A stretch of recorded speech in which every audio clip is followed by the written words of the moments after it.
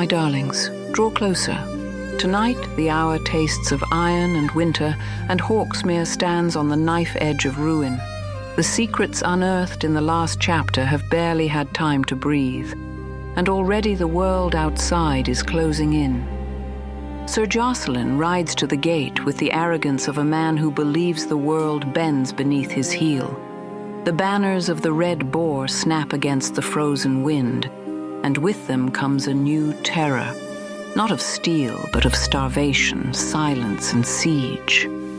And yet, the greater horror does not pace outside the walls. It flows within them, poison in the dark, poison in the water, poison at the very root of Hawksmere's heart. Tonight, we descend into a chapter where every truth burns, every whisper wounds, and every choice bleeds into the next. Welcome, my loves, to Chapter 25, The Siege Lines. And yes, as promised, the night belongs to you. A double episode awaits. Let us step into the storm together. Chapter 25, The Siege Lines. The air and the solar tasted of cold stone and impending doom. Alianor clutched the warped wooden box, its contents, Eleanor's damning note, and the empty poison vial, burning against her palms like shards of ice. The cloying stench of the hidden cellar, the horror of the harvest of ash, still clung to her clothes, a physical manifestation of the rot Roland had nurtured deep beneath Hawksmere's stones. Opposite her, Aemon's face was pale beneath its fading bruises, etched with the same stunned revulsion. Tom stood by the door, his usual stoicism replaced by a grim, watchful tension. Brother Anselm, Alianor breathed, the name thick with accusation. Furness, directly implicated, not just sheltering Roland's pawns, but supplying the means. She tapped the brittle parchment for Edmund's night terrors. A lie. Eleanor knew it. She hid it, down there. The cellar's oppressive darkness seemed to seep into the room. He planned to kill Edmund, Aemon stated, his voice low and dangerous. Clear the path entirely. Godfrey first, then Edmund, leaving Hawksmere ripe for the taking. No inconvenient heirs, no weak lord to manipulate. He looked at the vial. The powder of quietus, fast, silent, blamed on a weak heart or failing mind. And Eleanor found out, Tom rumbled. Paid for it with her life? Or just her peace? Fear killed her as surely as poison, Alianor said, closing the box with a decisive snap. This is more than we bargained for, Tom. More than de Furnival asked for. This doesn't just hang Roland. It drags Furness Abbey into the mire. Abbot Bertrand, if he knew, or even if he didn't, his predecessor. Does it change our course? Aemon asked, his gaze fixed on Alianor. Sir Jocelyn still knocks. We still starve slowly. This box is a torch and a powder keg. Do we light it? Alianor stared at the box. It was the ultimate weapon, proof of premeditated murder stretching back years, implicating a powerful religious house. It could shatter Sir Jocelyn's petition, destroy Roland, and potentially bring down Furness Abbey.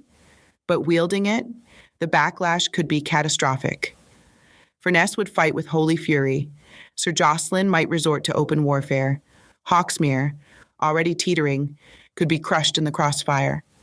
It changes everything, she finally said. But we cannot act rashly. We need de Furnival. We need his authority, his men. This is crown business now, writ large. She stood, pacing the small space before the meager fire. Tom, the deputy. Any word? None, milady. Snow's deep. Could be days yet before he reaches Chesterfield. Days more before de Furnival can respond. Days we may not have, Aemon muttered. He pushed himself up, wincing, and moved to the narrow window, overlooking the southern approach. The snowscape was pristine, deceptively peaceful. Sir Jocelyn won't wait.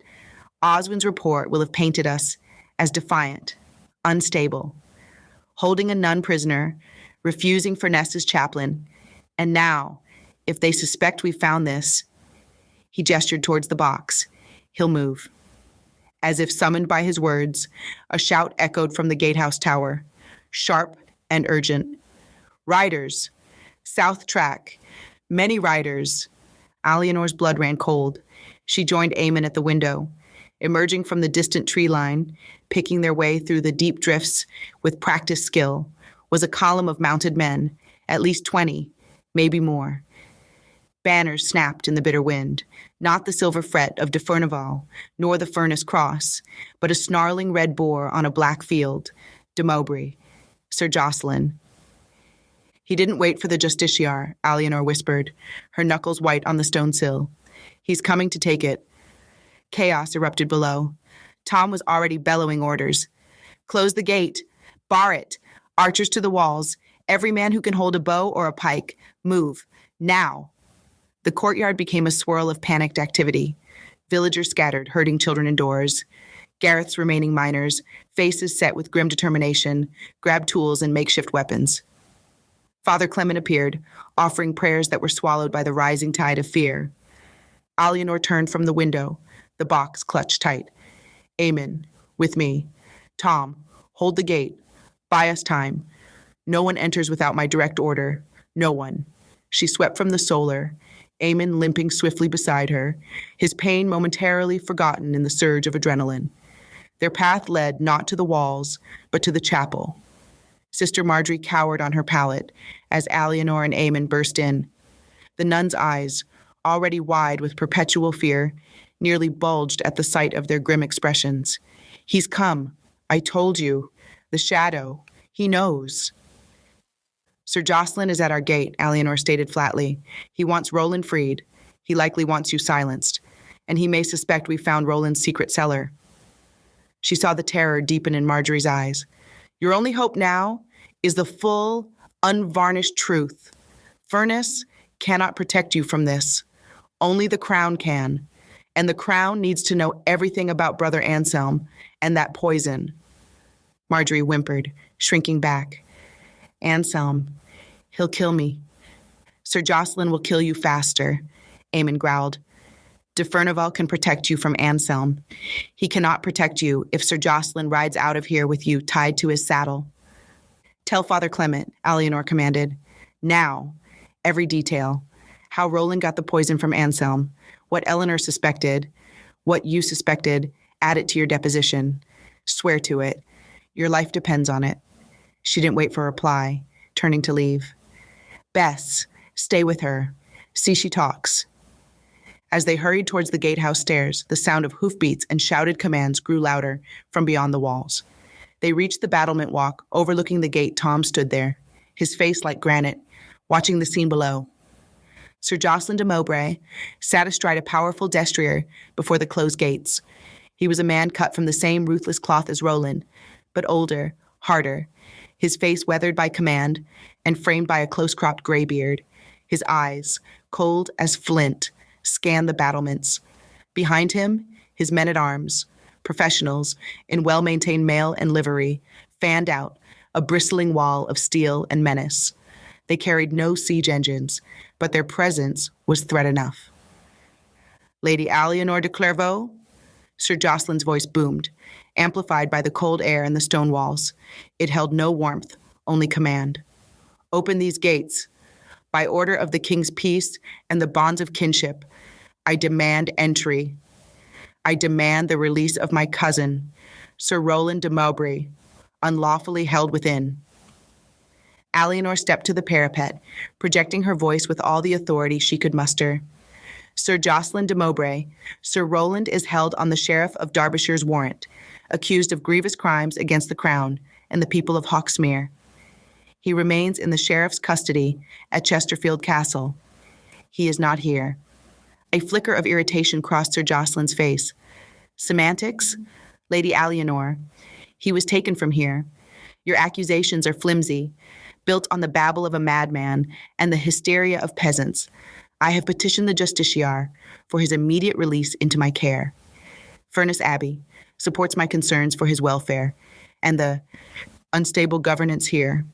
His gaze swept the battlements again, taking in the tense faces of Tom and the miners holding pikes and axes. This defiance serves no one. Open the gates. Submit to lawful authority. My men can restore order, ensure the distribution of Furness's charity, and protect you from your own misjudgments. Lawful authority, he meant his own. Alianor felt the trap closing. Refuse, and he could claim she was rebellious, unstable, justifying forced submit, and Hawksmere, its secrets, and Marjorie were his. The lawful authority here is Sheriff de Furnival, Alianor countered, her voice ringing clear. He investigates Sir Roland's crimes. Hawksmere endures under its rightful stewardship until the king's justice prevails. We require no protection that comes with armed men at our gate, Sir Jocelyn. Furness grain is received and distributed justly. Your concern is noted, but misplaced. Return to Chesterfield. Await the justiciar's ruling, like the rest of us. Sir Jocelyn's expression hardened into something dangerous. The veneer of civility cracked. Do not mistake patience for weakness, girl. I see the strain on your walls. I see the hunger in your people's eyes. Winter is long. Furness charity may prove fleeting. His gaze locked onto hers, cold and implacable, and rumors whisper of darker things.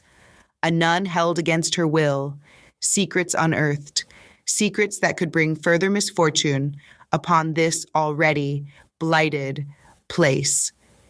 He paused, letting the threat hang. Open the gates now, or the consequences will be on your head. The gauntlet was thrown down. Alianor saw Tom's hand tighten on his bow. Aemon shifted his weight. Ready. The miners on the walls gripped their weapons tighter. Behind Sir Jocelyn, his men subtly adjusted their stance, hands drifting toward sword hilts. Alianor drew herself up to her full height. Hawksmere stands, Sir Jocelyn, under the protection of the sheriff and the king's law. Your threats are empty. Your cousin will face justice, and these gates remain closed. She turned her back on him, a deliberate, powerful gesture of dismissal. Stand ready, Tom. A murmur rippled through Sir Jocelyn's men. The knight's face flushed with anger. He wheeled his horse, barking orders. His contingent withdrew a short distance, just beyond effective bowshot, but remained clearly visible, a ring of steel encircling the beleaguered keep. They began setting up a makeshift camp. Not siege lines yet, but watch lines. A blockade. The siege had begun, not with battering rams, but with suffocating presence and the promise of starvation, prolonged. He's cutting us off, Aemon said grimly, watching them. No one in or out, no more hunting parties, no word from de Furnival. He'll wait. Let hunger and fear do his work. And Marjorie's deposition? Tom asked, his voice low. On its way, we hope, Alianor replied, her gaze fixed on the de Mowbray banners. But Sir Jocelyn doesn't know about the cellar. Or the box. That's our secret, our weapon. She touched the hidden pocket where Eleanor's note lay folded. We need to hold. Hold until de Furnival gets our message. Hold until we can unleash this. She looked at the weary, determined faces on the walls, at the villagers huddled fearfully in doorways. We ration tighter. We guard every scrap. We watch the walls, and we pray that Deputy rides like the wind. Later, under cover of twilight, Alianor stood vigil beside Lord Edmund's bed. He was restless, muttering, caught in the throes of fever or vision. Bess had bathed his brow, but the terror in his eyes remained. The riders, they circle, he mumbled, tossing his head, like wolves, around the fold. We're safe inside, Father Edmund, Alianor soothed, though the words felt hollow.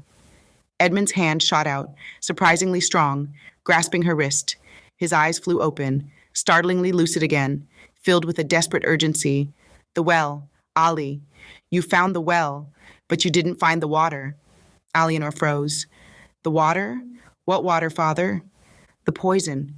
It wasn't just in the powder, Edmund whispered, his voice cracking. He poisoned the spring, the old spring, feeds the well in the lower bailey, The one the village uses. His grip tightened, bruising. Slow, so slow. Makes the mind weak, the body tired, easy to rule. He gasped, the lucidity fading, replaced by confusion. Sweet water, bitter fruit, all poison. His hand went slack, his eyes fluttering closed. Alianor recoiled, a fresh wave of horror crashing over her. Not just poison in a vial, poison in the water. Roland hadn't just planned murder. He'd orchestrated a slow, insidious weakening Edmund's decline, perhaps even Eleanor's ill health, the pervasive weariness of the villagers. Could it be? The lower Bailey well was ancient, fed by a deep spring. Had Roland found a way to taint the source itself? Was that the true depth of the poisoned well? She stumbled back, leaning against the cold stone wall. The siege lines were drawn outside, but Roland's most insidious weapon, his true harvest of ash, might still be flowing within Hawksmere's very walls, sapping their strength from the inside out. The battle had just become infinitely more complex and infinitely more terrifying. They weren't just under siege. They might be already poisoned. Oh, my darlings, breathe, for the walls have not fallen, not yet, but their shadows grow long, and every stone now hums with danger. Sir Jocelyn waits beyond the gate, like a wolf with patience enough to starve a kingdom. Inside, the villagers tremble, the miners stand weary but unbroken, and Hawksmere fights to hold its final threads of hope together. But the most devastating revelation of all: the poison was never only in a vial. It may have run through their very lifeblood, through the spring, through the well, through the quiet sip of water at twilight. A poison meant not to kill, but to weaken, to soften the mind, to bend the will. Roland's legacy is not merely cruelty. It is corruption made liquid. And now, Hawksmere is besieged from both without and within. Stay with me, my sweet listeners, for this night carries not one revelation but many, and the hour grows darker still. I am Lady Aurelia Ravenshade, and this has been the Scandalous Hours. Until the next chapter, keep your lanterns lit and your water untouched.